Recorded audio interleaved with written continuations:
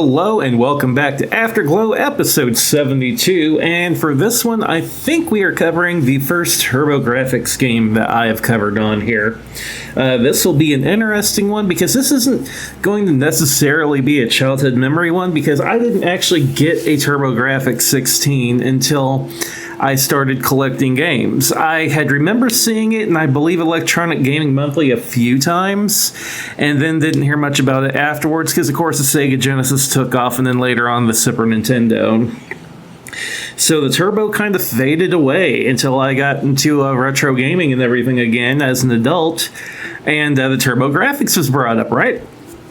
So, of course, I ended up getting one for fairly cheap. I want to say $40. It was missing the little cover that goes on the back of it, but everything else was there, and it worked perfectly fine.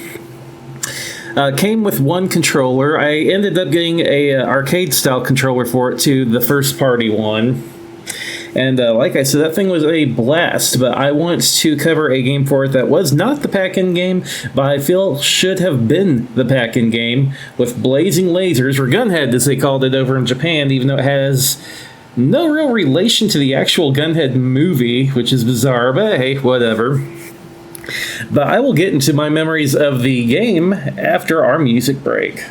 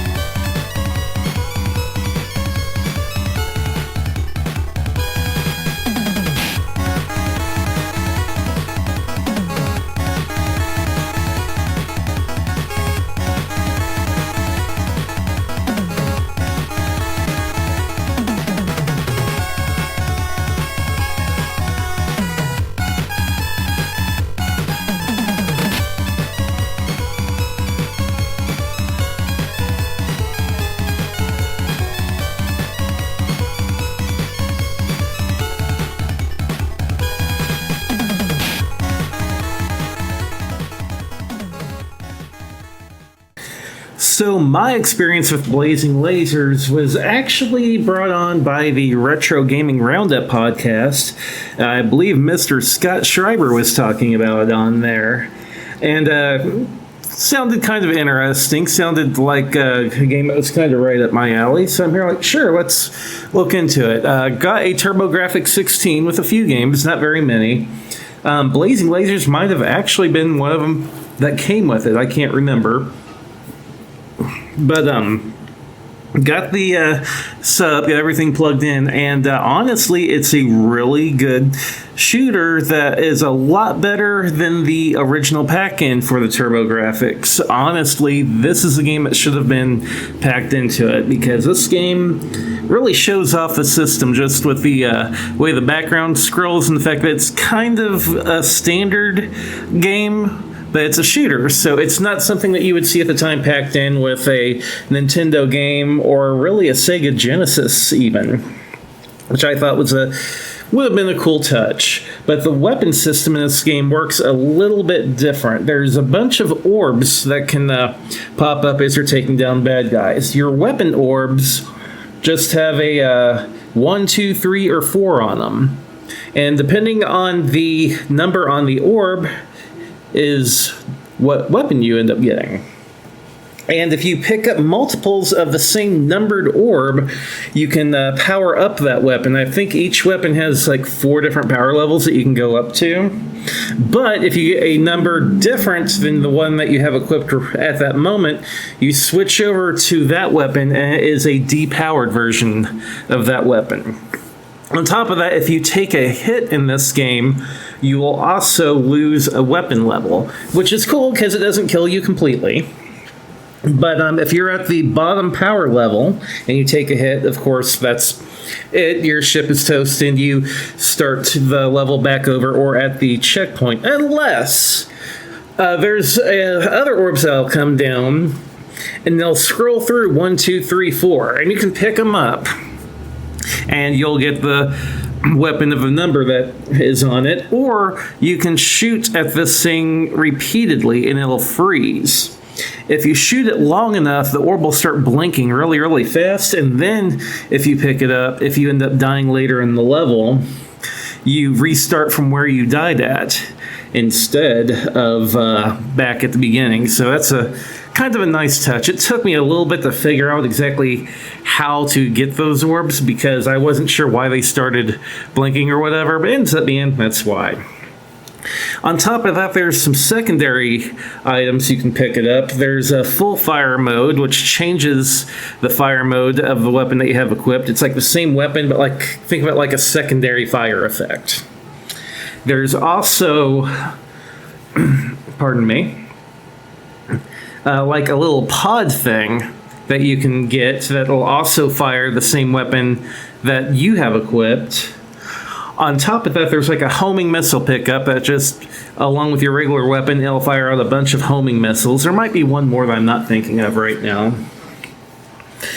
But a whole lot of different options for weapons in this game, which I really enjoy. The enemies look kind of generic in a way, but it's a very, very early TurboGrafx 16 game, so I can be forgiving of that fact. And it actually, I don't know if its development was rushed or not, but it was originally developed, if I remember right, for the Recca Summer Carnival of games. So the original version had, I believe, a 2-minute and a 5-minute time limit, which of course was not in the retail release. It was only for the Summer Carnival. But for all this game history, I had never heard of it, and the first time I played it, I was pretty happy with it. Again, the graphics design didn't really,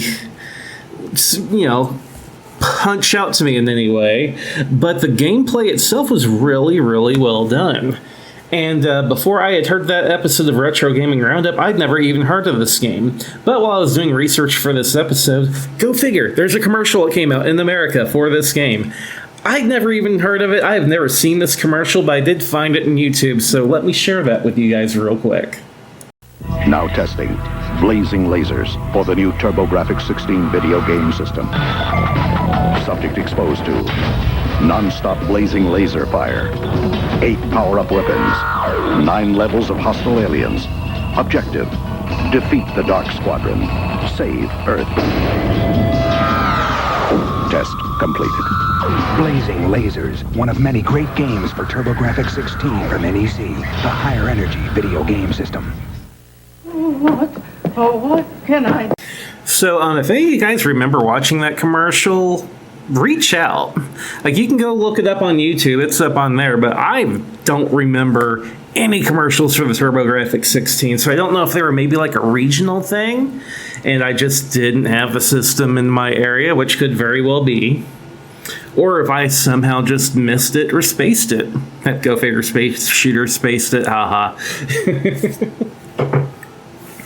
But for a system known for its shooters, this one is a really good foundation to start with before you check out the other shooters on the console. The one thing I will say, though, this game does feel a bit long to me. I struggle to beat it without cheats. I can, of course, beat it with cheats, but if I try to beat it without cheats, I can maybe get to like the 4th level and then I start to die. Which is funny, because I can just hammer through Super R-Type on the Super Nintendo like it's nothing. Because, again, I grew up with it, but this game, which I didn't grow up with, I kind of, struggle with a little bit. But I do really, really enjoy it, and hopefully eventually I can beat it legitimately without cheating. I did try before I recorded this episode for a couple days, but no such luck. I can get to Area 4, and then I get slaughtered.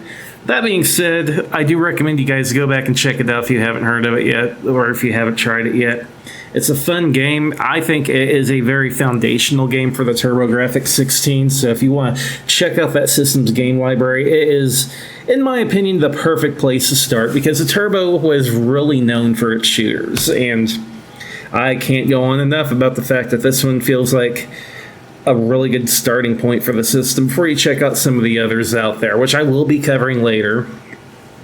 system had a lot of games I really enjoyed. For being a system that didn't have a lot of games that came out in the US, its library honestly is really, really good. There might not be as many games for it as there was for the NES or the Genesis, but what's there for the most part is really high quality. But that's enough of my rambling. I'm going to pull up one last music track from the game before we run the outro for the show.